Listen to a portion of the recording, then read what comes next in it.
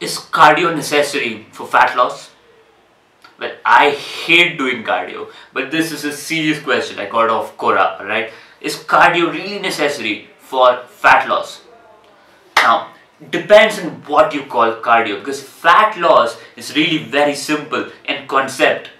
Your body, each and every muscle in your body has an energy store called glycogen. When your body runs out of glycogen, it goes to the fat as an energy source to give you further energy.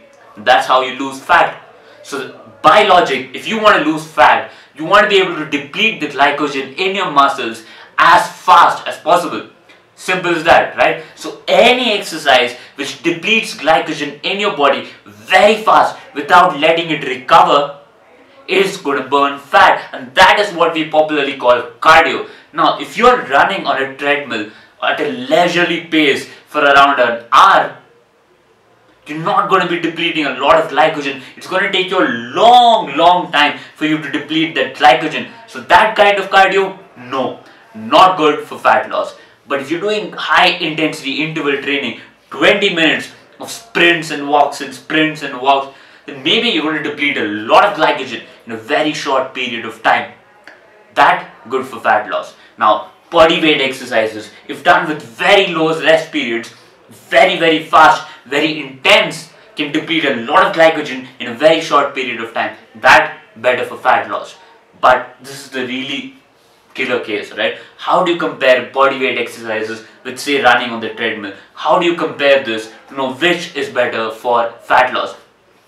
Now, this is how you judge cardio, right? Cardio is not about how out of breath you feel. Cardio is about how much your muscles feel tired, how fast your muscles get winded out, how fast you feel you can't do any more work. Because that is when your glycogen is actually depleted, and that is when your body is going to go to the fat sources for your energy. So how you judge your cardio is based on your experience. What kind of cardio gets your muscles tired out faster? This and the second more important thing, alright? Keep that in mind at first. But the second thing is glycogen, muscle glycogen is unique to every muscle. So your legs cannot take energy from the glycogen in your chest. So hope you get that. That means when your legs are depleted of glycogen, your body doesn't go to the other muscles for energy. Your body instead goes to the fat sources straight away. Now, how do you leverage this fact? How I think of it is, because your legs are the biggest muscle in your body, if you're successful in depleting the glycogen, depleting the energy from your legs, that is a big hole which your body just then needs to fill. And that means a lot of fat loss. I hope you get what I said. Bigger your muscle, the more energy you can deplete. It's going to take longer, obviously. It's like emptying a bigger tank versus emptying a smaller tank. If you empty a bigger tank, it's going to take a longer time. But there's a bigger hole once it's emptied. So there's a lot of energy that can come in. And where's that energy going to come from? Your fat stores. So if you're doing running on a treadmill, it's hitting a lot of your legs. So you're depleting glycogen from your legs.